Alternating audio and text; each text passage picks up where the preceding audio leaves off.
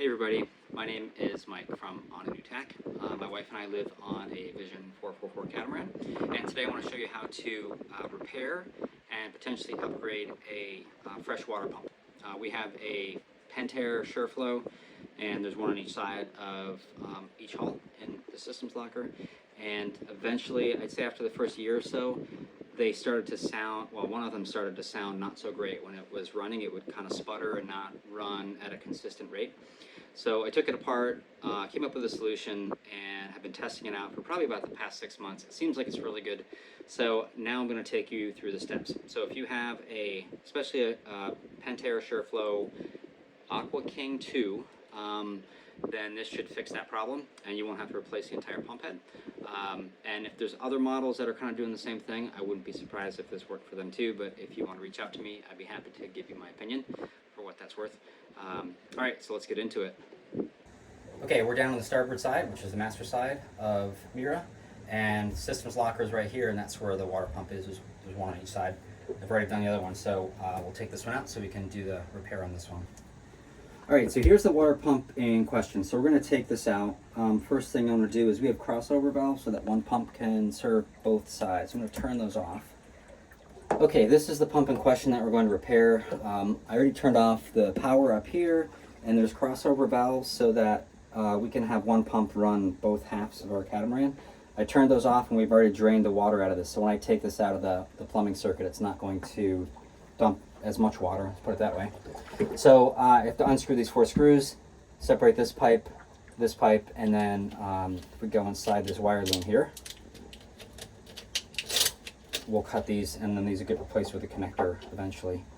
So and we'll cut this one here. And this is going to go to a connector, so it's got to be cut at the same spot. Oops, it's going to be down there.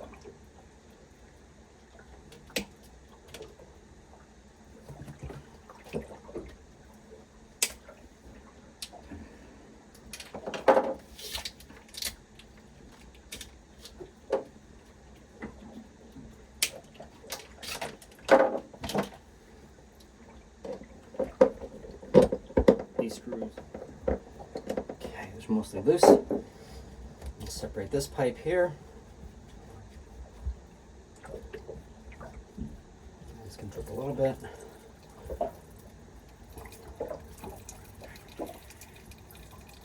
This one as well.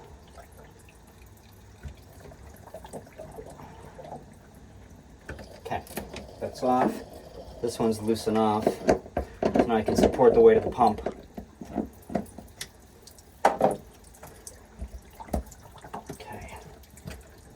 There we go. Alright, so that's step 1. Pump is out. Okay, this is the pump in question. So Pentair SHURflo Aqua King 2. This is the 24-volt DC version of it. They make a 12-volt as well. And this will put out up to 5 gallons per minute. And will stop, well, yeah, it'll stop at 55 psi. The fuse rating is 7.5 amp. That's kind of important, so we'll get to that in a second. But what happens is there's a little switch in here which gets adjusted by this little set screw. So that preloads a spring that then sets how much pressure before this little guy activates and turns off the current to the motor. And then when that happens, the pump stops and it's at the set pressure. And then once the pressure loosens enough, this opens back up and it starts running again. So that's the operation. Unfortunately, this little switch, and it's a high quality switch, and it's an Omron switch. I'll put the part number in the description. But I just took apart one of these to find out what was in there, and they are just kind of at the top end of the current rating for this, because this is, surging at a much higher current. This is rated at somewhere around, it's around 6 amp at 30, yeah, 6 amps at 30 volts DC. So a DC motor is going to have a lot of current draw when it first turns on, and those oscillations cause little arcs inside there. And my guess is when we take this apart, we'll take apart the old switch, and I'll show you what happens to those contacts. But the solutions to fix a pump like this that's not working are to replace this entire top housing. That top housing for this pump is $60. And what actually is failing in there is this switch that costs about $3.50 a piece, or you can get a 4-pack for $17. So what I would recommend is if you're having this problem and you have a boat that you sail on the weekends, or maybe you go on week or month-long trips, but you're not living on your boat, well, it might be worth it just to replace this, because all you have to do is take this apart. One of these connections is soldered, so you have to unsolder and resolder it. But if you're a live-aboard like Sue and I, it was only a year until this died, and I don't want to keep switching out $60 pump heads when all it is this thing wearing out. So what we're going to do is, again, for those of you that want a more, I guess, permanent or robust solution, there is this little guy here, and this is a solid-state relay. And the reason that we're using a solid-state relay is instead of having a regular relay would have a magnetic coil that would pull contacts in and close a circuit, and that would turn the pump on. The problem with those is you still have that situation where that contact is opening and closing, and that's causing that arc to happen between those contact points. And again, I think we'll see that in a second. So the way a solid-state relay works is it basically, as far as the outside world is concerned, it does the same thing. You apply a signal across 2 pins, these 2 here, and that allows higher current to flow across these. But instead of using a mechanical contactor, it's actually a device called a MOSFET, metal oxide semiconductor field effect transistor. Used to be an electrical engineer, so we use those all the time. But they can handle high current load, and they're not really impacted by the surges as long as those surges are below the rating. This particular one is a 24-volt model rated at 10 amps. The fuse rating of this pump is at 7.5 amps. So there's plenty of margin. 7.5 amp fuse in this would not burn out, and typical fuses will burn out very quickly if you're just a little bit over the rating of the fuse. So we have quite a bit of headroom before we get to the 10 amps. So this should work pretty much indefinitely, and this switch now is going to have somewhere around like 10 milliamps going through it instead of 6 to 7.5 amps. So this will now last forever. Okay, so we'll get into it. We'll need these 2 parts, and again, the part numbers are in the description. I think I'm going to try to do a blog page for this too, so you can kind of take it through if you like written form better.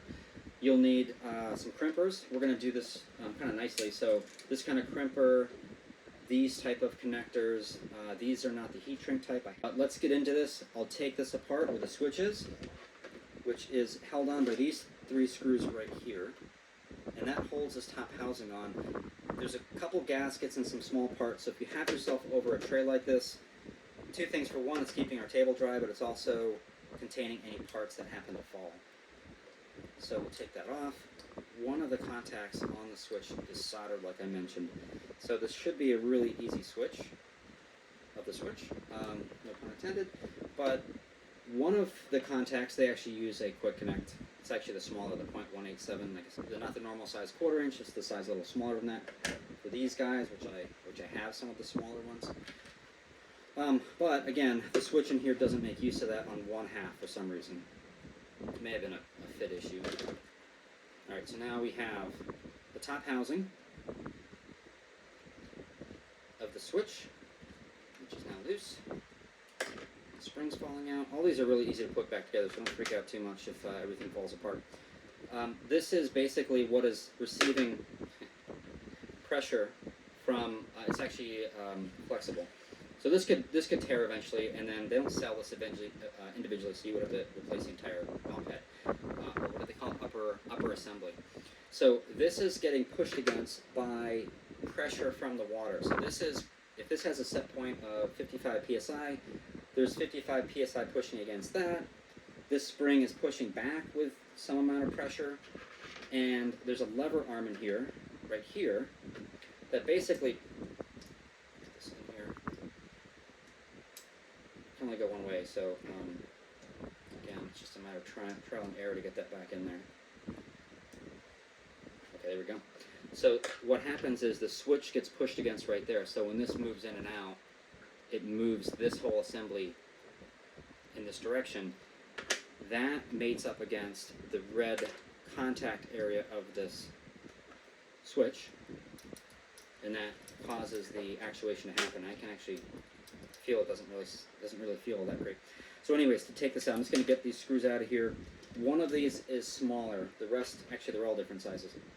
No, they're not. I'm sorry. There's 2 smaller and 2 shorter, and it's pretty obvious when they're in. They're the same length about, and this has to go through a lot more plastic body, so that's how we'll know where that one goes when we're done. So this is kind of just squeezed in there through a rubber housing, so we can just kind of force this out, and I may have to get a pair of needle-nose pliers to get this. There we go. No, it's coming out. So this just kind of slides out from there, and there you go. You have this housing, you have this switch, and what you can see, this one's got a nice little connector on it, and this one is soldered on. So I'm going to unsolder this, take this apart, and then we'll drill out this grommet and take a look at the inside, and we'll see what's going on. But yeah, it does not feel right at all. Alright, so these will slide down here, and now that's separated. There's the tight fit for the what do you call it, insulation of the wire to go through the rubber housing. So we're just gonna pull that out, give ourselves some room to work. Even if you're going to go with the solid state relay as the kind of better, longer term, kind of higher use solution, you still want to switch this switch out, replace this switch, because you want to start from a good spot. And it's, again, it's so inexpensive. What is it, like $350 for this thing? So just replace it, make sure you're starting out at a good spot. And yep, sure enough, this is the exact same part number. The only difference is this has a red plunger and this one has black. I doubt that's going to make much difference in the operation, but it's the same part number. Alright, so we'll take this off. I do have to get the soldering iron, heat it up, which I forgot to do. And I'll also drill out this rivet, and then we'll continue on forward what I have. Okay, back with a soldering gun, and I've already drilled out the hole on the switch, so we'll see what that's all about. But what I'm going to do here is pop this wire off the old switch. And then once that's done, we'll put the new one on, get that part just kind of wrapped up right away.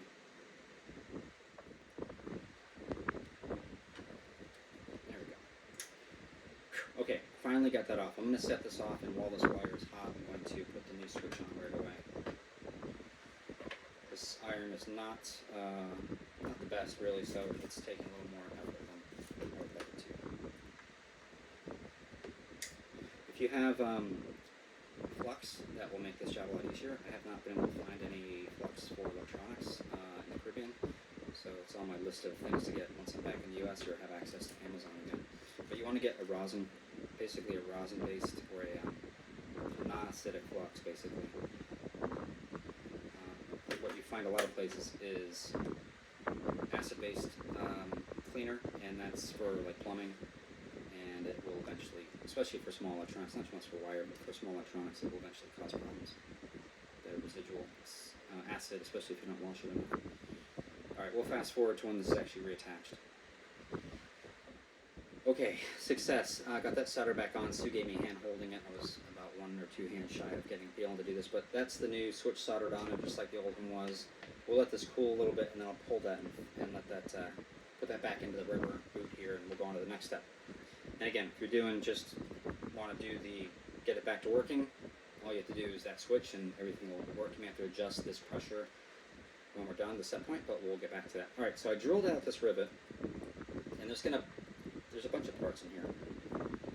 So, get this out. There we go. Alright, so this is the inside. Is that focused? Okay. So this is what the inside of the switch looks like. And, yeah. Okay, so what happens is this gets pressed when there's enough water pressure, and that's not so. Probably because I have it out of a case. No, there's some goopy with this. Okay. So that right there is when it opens. So when there's enough pressure, the switch opens, and then when the pressure falls, it does that and reconnects. The problem is, I'm guessing, if I take out these contacts that are allowing that running to happen, I'm just going to basically destroy this so that I can show you. There we go. That is working just fine. So that's not the part. This one and this one here. Okay, yeah, this shows it pretty well. Okay, this is 1/2. Yeah. Okay, kind of getting there. But that is kind of what both those other ones started looking like. There's a big bump there. And basically through repeated on and off over the course of a year, which, a year is really not that long, on one it's gone, and the other one is pretty much all but gone. And let me see if I can put these all in the same frame together. Alright, so in your right is my good one. Is the good one there. And the ones on your left are the ones that are actually doing the work, and you can see the burn to nothing. So this is what happens. This switch is just not, it's really not good enough for the current that this thing sees to last more than a year. So the downside is there's not a bigger switch that's out there that would fit in this size, but I mean, personally, I don't think it's the right part selection for this pump. But we're going to fix it so that we don't have to worry about it again by using this little solid state relay. What happens is now, again, just a small amount of current goes through here, so this thing will last absolutely forever. So let's put this back together. I'll do it on the video, so if you want to see how this goes back together, you're not sure you'll see it. Obviously, if this makes sense to you, then just skip ahead. I'll put chapters in the bottom so you can bounce around and you don't have to listen to me ramble. So this goes like that. This is now back together and working, or it should be. This now slides into this housing. There's a groove on this rubber, and that goes against kind of like two hooked parts that are right there. So slide that in. This is now ready to receive all the other parts, and now we have to do a little bit. Now I have parts from the switch and from the pump. I gotta move all that stuff out of the way. I'm kind of laughing at myself here. All right, so we can take all these parts and reassemble this. So we have the spring goes inside this housing first. No, there's one more piece. There's a little black piece that pushes that pressure, so it's against the spring. Here it is. So this is that piece there. Hopefully you can see that. That goes in first. The set screw you can see on the back side of that, so that's going to go inside the back recess. So you'll have to kind of drop it in and make sure it goes correctly. That time it actually did, so that's nice. You can see it in there. Then this tensioning screw goes in, and then we have the, this is going to go on, and this is probably a better way to show how that action works, right? When this gets pushed down by the water pressure, it does that. And that causes that pump to turn off or turn back on. The other thing that might be happening as I'm doing this, you can just watch, why this switch might be burning out as easily as it does is possibly because when this gets close to pressure, it doesn't just kind of cut off. I think there's a couple times where it oscillates back and forth. So I think the switch is seeing a lot more cycles than it really, I guess, should. I'm making sure this gasket is in there correctly. And now, I'm wondering if that's right. Yeah, it is. Like I said, it's a little bit of a balancing act. I think it works if you have this kind of laying on there the way you want it to go. This gasket can actually lay on the inside of the next piece like that. Now we're going to try to flop this over without it falling, or we'll let it fall there and then just make sure it gets back in that groove. And there's obviously some tension to kind of push against that because right now there's no water pressure, right? So we have to activate that that switch, and this just fell off the side. Yeah, if it's not hard to press, there you go. So that's what the sink in the water is going to do. So now we're going to line this back up. And actually what I'll do is I'll put the screws through first so that our gasket is nice and aligned. And that will probably help keep everything else in the right spot too.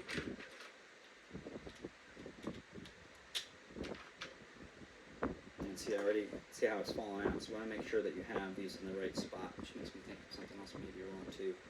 Yeah, the top one's not lined up, this one here. So just be patient, go through it, and make sure that everything seems like it's in the right spot.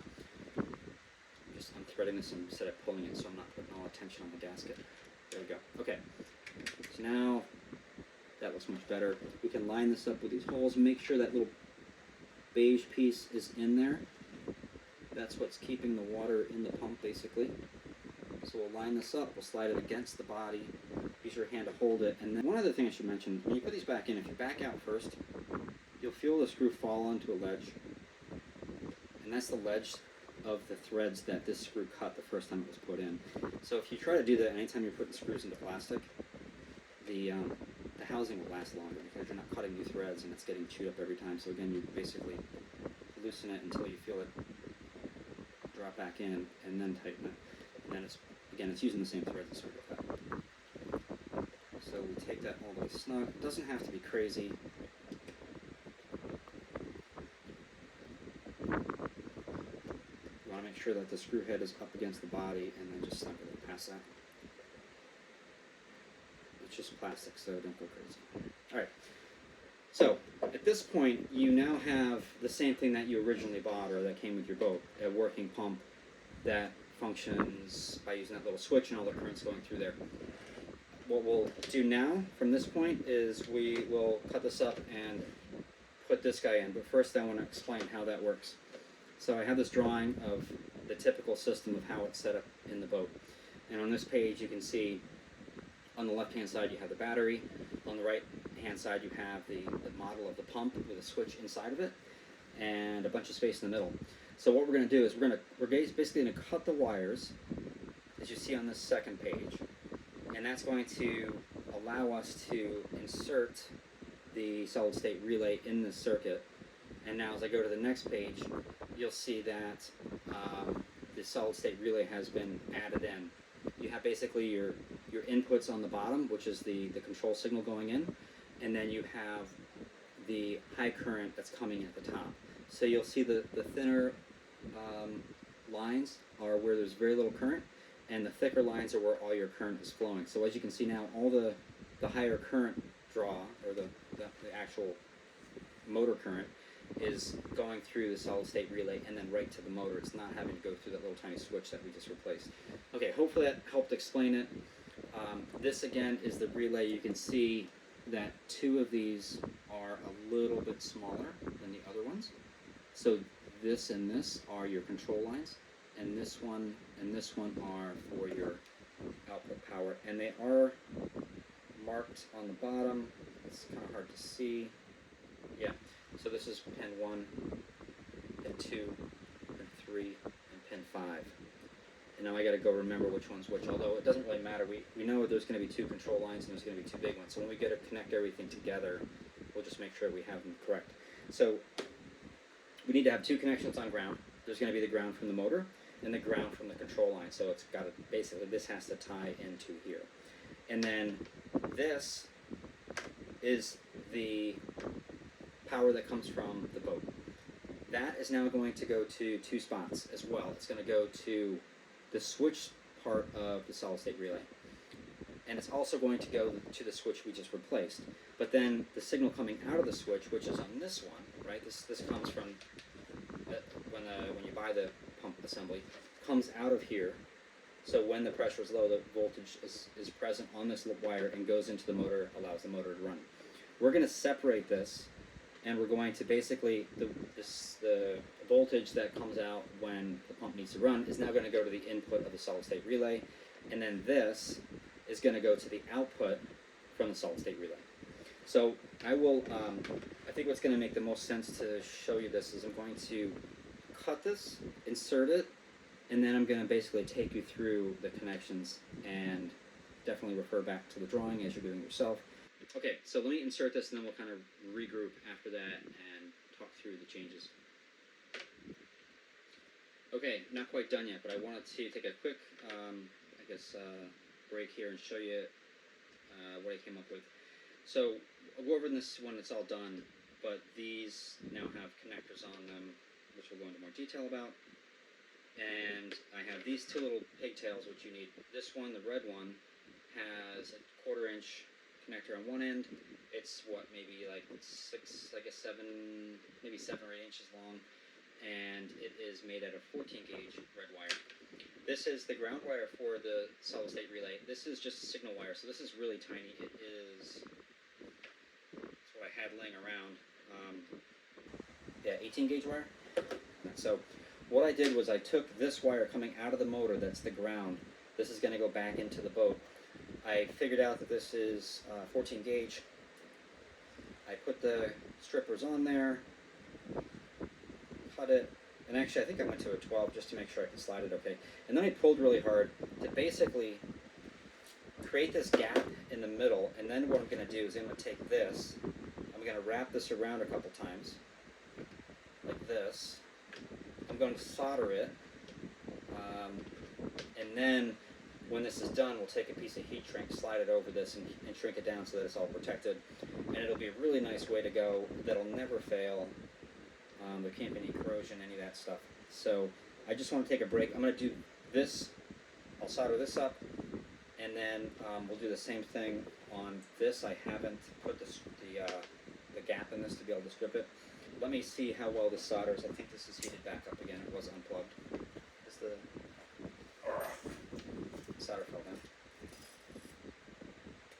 Alright, so let's see if this is going to solder up okay. Again, if you have flux, this becomes so much easier. Definitely the way to go. But we want to have nice silver colored solder on everything.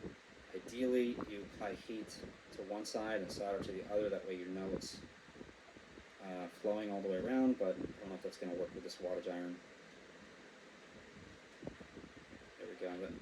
And I'm going to, what's really important when you're soldering is when you're done soldering, remove the heat and let it cool on its own. Don't try to move it right away, because when you do, you can actually cause a cold solder joint, which is where the two pieces of metal have gaps of air between them, and they're actually not soldered all that well. So this here is a perfect example. The core didn't heat up, so I can take this and I can spin it all the way around. This is not a good soldering joint, so the core of the wire had to get hotter. So I'm going to try to make this so I can get into the inside. Nope, it's still not. So I'm going to bend this open so I can get right in there. Because what really has to happen is you have to have heat applied to both pieces of metal so that they're both hot and the solder will flow between them. The other nice thing about flux is it acts as a cleaner, and also it also helps distribute the heat. So that would make this a lot easier. If you've never soldered with flux before, and you do, you'll basically never want to go without it, which is where I'm at. Very frustrating. Okay, let's see how this is, if the camera can pick it up or not. That's kind of what we're looking for. That flows through there, and it's a good connection. So I won't bore you with the details. I'm going to do the same thing for the red, then we'll come back, put the heat shrink on this, and we'll have a nice little connection. I'll show you how it's all wired together, and we'll bundle it up, and should be good. Alright, one more quick interlude. I decided that I was just going to do this the way I talked about. Instead of putting the stripper on there and just pulling really hard, I basically cut around in two spots, maybe like a little over a quarter of an inch apart, and then I took my Swiss Army knife and I cut from one to the other, so you can kind of hopefully see that. There's a split. So now I can just take this whole thing, get my nail in there, pull that off, and now I have the exposed copper. It's tin copper, but exposed wires in the middle, conductors, strands. Alright, so now I can go back to wrapping this around there and trying to get that to solder too. This one will be a little bit harder because it is they're both larger wires. So that is kind of where we ended up. Again, it's not great, but given that I don't have enough heat / flux, it's going to be fine. I have a couple lengths of heat shrink tubing. So what I'm going to do is just center those, the kind of pre-cut pieces from again, Amazon kit, and I'll just slide those over like that. I have the joints right in the middle, and then just lighter some distance. This is one of those torch lighters which are great on the boat because they don't blow out as easily, but they are hotter, so you have to move them a lot more if you're doing something like heat shrink. Alright, so that way it's not going to burn anything. So that's what that looks like when it's done. So that is a nice clean connection. I'll do the same thing on the black side, the return side, ground side, whatever you want to call it. There we go. Alright, so that's it. So now I'm going to go over the connections I made, how we hooked it up to the relay, and then we'll make those connections, bundle this up, and then again we can put it back in the boat at that point. Alright, so what we did was we had originally, this is power coming from the boat going into the switch. Then we had signal coming out of the switch going into the motor. So this was cut in half, and we put two crimp connectors on there. This is the larger one that goes into the motor, the 1/4 inch. This is the 0.187 inch one that comes out of the switch. This wouldn't fit into this size, so I actually just cut off some of the strands since this, again, is going to be carrying almost no power. The wire coming from the boat needed to have another heavy gauge wire. This is what's actually going to go into the motor itself now. So coming from the boat goes to this Y, and if I touch these two together, it's bringing power to the pump, and it would just turn on. So what we're going to do is we're going to put this in the middle, right? And then the control lines are going to be the plus side here, and the minus side comes from the side that goes to the ground. So that's going to provide the return path for the switching side of this, and this is going to be where it switches. Now I have to look up the pin numbers to make sure that we hook it up right. So I have it up on my laptop over here. Line plus is the signal they call it, and that is basically the voltage coming in, and that's pin 3. So pin 3 is, so the top one here, this is your plus 24 volts in, or if you have the other, if you have a 12 volt system, this would be the plus 12 volts in. So again, coming from the boat is this one, so I connect that up to the input. We want to be able to power the motor. Make sure you keep these neat, you don't twist them and get yourself all bundled up. This is going to be power coming out and going into there. So now we have, this can act as the switch, the actual high current switch. And that high current switch gets turned on by the low side. So the input for that, and I think this actually will work either way, but we'll go with kind of the standard connection. Again, I don't think it matters. So pin 2 is the ground side, which is the black. Pin 2 is when you're looking at it and the pins are sticking at your face, it's the one that's on this side here. So that is going to be, at least for this version, one that has the text printed on it. I wouldn't necessarily go with that. Try to find the pin number 2 on the bottom, which you can see it's embossed, just not the easiest. So that's going to go on like that. There we go. Okay, so we have that. Last connection. This is what is called input A, and that is now going to be 12 volts, but low current, coming from that switch we just replaced. So we'll shove that guy on there. Okay, that's all good. So now we have this, well, it's actually, it is what it is. I was going to say this could have been longer, but that's the wire that we cut in half. So where you cut them in half is going to determine where this relay ends up being. And this one here, this red wire could have been substantially smaller. If you do it, I'd make this, I mean, whatever. It just needs to go where you put it in. So if you put it in this kind of general area, it can be pretty close. I would make the cut in this red wire from the switch and this red wire from the boat, make them about the same location if you were to bunch them up. And then you can make this wire here almost evenly 2 inches.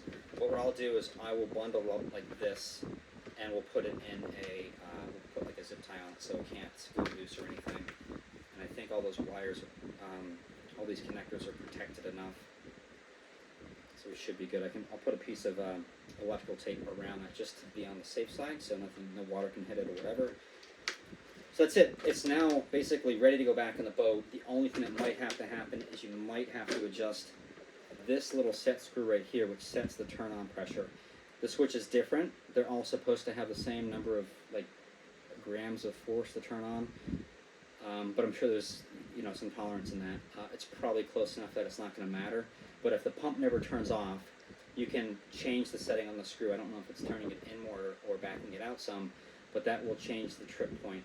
But if you're going to do that, make sure you don't have air in your system, because the air won't compress as easily, and it might seem like the pump's never going to cut off, but it's just because you still have air in the system. So we'll get into that later, but bleed the air out of the system first. All right, so I like to put, these are the male connectors. These are the female connectors. I like to have, these are fully insulated, so it doesn't matter so much with these, but normally these connectors, I have some more over here. These are the insulated ones. I'm sorry, the heat shrink ones, which are nice, but the male on these don't have a shroud around them, so that's why if this is on the pump and it's disconnected, well, it doesn't matter because this doesn't have any voltage on it. But if it was, if you had this on the boat side, then it could cause problems. So we will put the male here, those already stripped. These are kind of nice because you can just change out that silver part of the die, and then this works for 4 different types of connectors. So this actually has a blue marking on it, so we're going to put this in the throat of it. Try to center where the crimping's happening. Alright. It's crimped. I always like to just give them a, don't go crazy because you'll win, but just give it a quick test. And do the same thing with this. And then when you go to put this back in, the genders will be right. You'll just have to make sure that you match up red to red, black to black.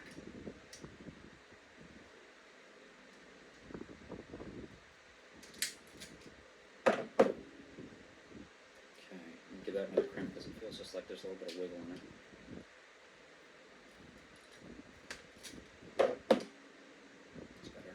Okay, there's the pump, ready to go back in, quick and easy. The next time I have to take this off, which is hopefully never.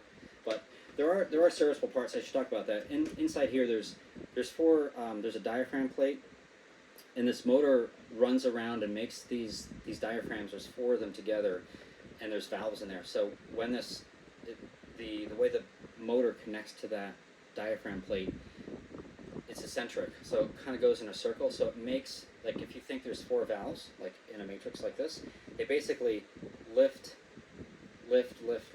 and just keep rolling around, and that's basically lifting up and pushing down in sequence all the way around. So eventually that membrane will fail, get tears in it, and it won't pump correctly, or you'll hear the pump cycle all the time. And that's a matter of taking off these, I think it's 8 screws, these ones right here. It comes apart, and then it's in between there. It's actually really easy repair, but much easier if you take the whole pump off the wall. So that's another reason to do this, because at some point we'll have to replace that, and it'll be easy because I can just do this. All right, I'll go crimp these onto the boat. You don't need to see that again, and then we'll put this back together. That should be quick and easy, and then we should be ready to turn it on. It'll be like a brand new pump. Okay, I have the pump mostly installed. I want to take you through what I did and how we'll button everything up and how to kind of test and get everything back up and working. So what I did was took the solid state relay, I put some electrical tape around the bottom of it. Can you get in there? You see that okay? There we go. I think that's still in the shadows a little bit, but I basically put electrical tape around all those connectors, and then a nylon tie to kind of bundle this all up, and it's kind of up all out of the way. And I really like this way that I did it with soldering as opposed to the crimps before. Again, the previous time was for testing. It works, so it's all good. So I put this in here, put all the 4 screws into the bulkhead, tension them down against the rubber feet so they don't work themselves loose, and this basically prevents some of the vibration from getting into the rest of the boat. Hand tighten this basically as much as I could by hand. Same thing with this guy here. Cleaned out our filter. It was really filthy, so while you're at it, it's a good time to fill that out. That got hazy when this pump, the tank on this side ran empty, and for whatever reason, after it ran for like 20 minutes without any water through here, and these can run dry, so the pump's fine, but it caused this to become discolored, but I guess it is what it is. All right, so I have these. I put the connectors on here when we were up top in the salon. I did the same thing on this side, so we'll just match up colors, and they kind of are easier to go if you make it so that this favors, the male side favors one side, so make that go to the side where it's the flat part of the metal, and that will just click in. Same thing with this, so it's going to go like that. So those are secure. We'll tuck these into the wire loom, and then I have a new nylon tie to put on the top of this. Bunch that all up so it looks nice and pretty, and it's all done. Always the fun part is getting the stuff back in there. All right, so when it comes time to fire this thing up, which we'll do in a second, there's a couple things that have to happen. The first is to get the air out of the system, which is pretty easy. Just open up a sink, or cat hair. We have a cat. Open up a sink or some kind of water outlet somewhere. So I'll just snug this up. A really neat trick I learned from a friend is if you're working in a boat and you're in a spot where these little edges can cut you, is to clip the end off with a nail clipper, because you can get right up on the edge much better than you can with even the small diagonal cutters. I'm not too worried about it here, but I thought that was a great solution, and it works really well to make that almost flush where you can't get scratched by it. And this was just kind of tucked back here like that. and we are good. All right, so we're gonna get the air out of the system. This is an accumulator tank, which they're great to have because it reduces the amp draw on the motor. It makes it cycle less often. The accumulator has a rubber membrane in the middle of this. This side is the water side, this side is the air side. This should be at about 40 psi, and it basically makes the whole plumbing system seem like it's much bigger, because this, when the water is pushed here, the membrane will be kind of in the middle, and then as it empties, this will keep the pressure, the 40 psi on this side will keep pushing this out. So it makes the pump have to cycle less, and when it does, supposedly less amp draw. So anyways, to find out if the pressure is set right, we can use this. We can actually put a gauge, take this off, put like a bike pump gauge on this side, and when this is done and turns off, we should see 55 psi, because that pressure is going to push against the air on here, and you're going to see the same pressure here that you see in the system. So we can actually just put the pressure gauge on here, and if we have to, that screw that was back here, which is kind of tough to show from this angle, but I showed you when I was doing the work on it, you basically turn that up or down, and that will change the set point, and you'll want to adjust that just a little bit until this gets to 55 when it just turns off. And then this, while you're at it, check to make sure that it's around 40 again, if you have a 55, 40 psi, ratings on your pump. All right, so we'll fire this up and we'll see how everything goes. Okay, so we have a sink open partially. I'm going to turn the breaker on for the freshwater pump. We hear it running, and we'll come and watch this here, and eventually we'll see this. We'll hopefully start to fill. There we go, filled up with water, and now this is running. Now it's not going to turn off until Sue turns off the water.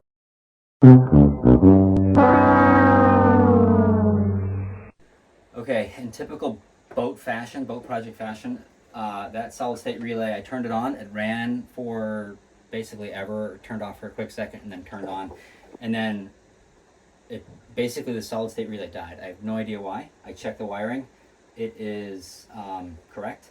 I fortunately had one more spare. Well, not really spare. I was going to do it for a saltwater pump too. So it died. So I got a new one, plugged it in the exact same way the other one was plugged in, and it seems to be working just fine. So the only downside with MOSFETs is they are static sensitive, so it's possible it got zapped just getting handled, but I don't know. It's unfortunate because it's only 20 bucks.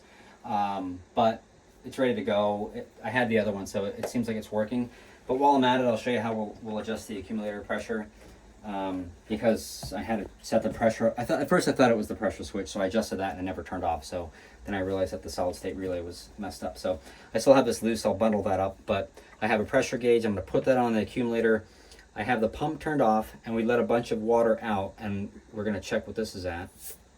And it's at 25, and it should be at 40. So it is low, and these do lose pressure, so you should get on them like every 6 months. Okay. And this is just a matter of try it and then see what you're at and let pressure off if you're too high. All right, let's see what that's at. This has this little pressure release valve on it too that holds the setting, but then also you can use to vent air out, pressure out. So 34.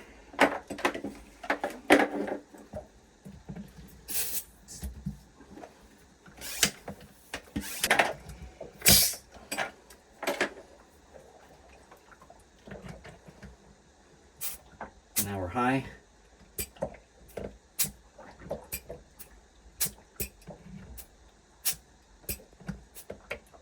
Just checking this is bleeding off some air, so there we go. We're at 40. We'll put this on. Actually, no, we're not. We're going to test what this cut off pressure is. This should get to 55. Here's where that screw is that's in there. I think it's really close now. So if I turn the breaker on, we'll see it run. It should turn itself off.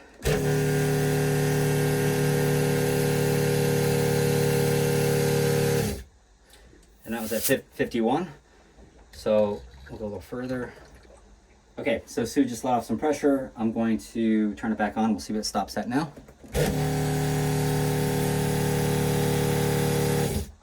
Even lower. So we can go. I wonder if I went the wrong way. I don't think I did. No, I definitely did.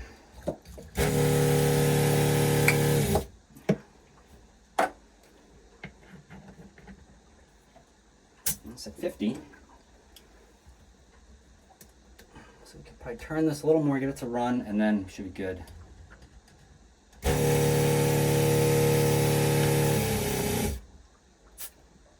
And that's it. That's 55, 54, good enough. So that's set now. If you have this too tight, the pump will never turn off because it never can get to pressure. The pump can only generate so much pressure. It's probably around 60. So if you're, too high, it's just never going to fill. So that is pretty much it. I'm going to tidy the rest of this up, get this all put away. I don't know why that one died, but I guess the next time we're somewhere I can order one of those DigiKeys, the company, I'll put that in the description as well. And then I'll do the same thing on the saltwater pump at some point. Again, that one doesn't get used as much, so not as big a deal. So I hope you enjoyed this. I hope it was helpful. If you have questions about your particular model, reach out, let me know. The model that you need for the 12 volt pumps is different. It's again in the description, and if I do that blog article, it'll be in there as well. If you like this kind of content, subscribe, hit notification, all that kind of stuff. I'm going to try to focus on technical things, projects I've done on the boat. We have a Victron system, so how to automate, kind of home automation for your power system. So if that sounds interesting, have a follow and stay tuned for the next episode. Thanks for watching.